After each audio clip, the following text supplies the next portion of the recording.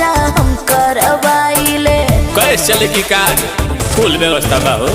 Parlour में जाइले duty बढ़ाइले लइकन से खर्चा हम करवाइले। बॉबी बनारस के पान भइलू, बॉबी बनारस के पान भइलू। कातना लइकन के जान भइलू, गोरी लागत कि अब के सियान भइलू। तो गोरी लागत कि अब के सियान भइलू।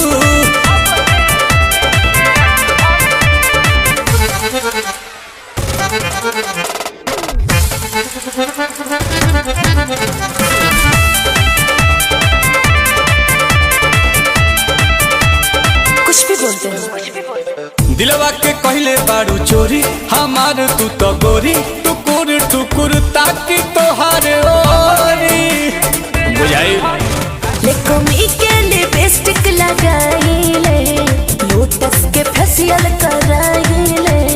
एही से अजोरिया के चांद भइलू, एही से अजोरिया के चांद भइलू। कातना लइकन के जान भइलू, गोरी लागत कि अब के सियान भइलू। हाँ गोरी लागत कि अब के सियान भइलू।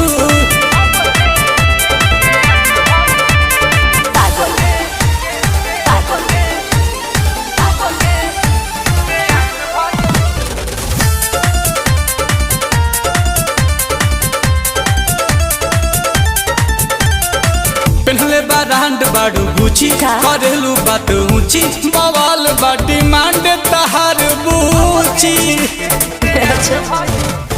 बिकिनी हॉल के कहल हो, करता नील कमल हो। हे जोहरीला हीरा के खान भइलू, हे जोहरीला हीरा के खान भइलू। कतना लहिकन के जान भइलू, गोरी लागत कि अब के सियान भइलू। हो गोरी लागत कि अब के सियान भइलू। देखी हो पगला मत जइहो।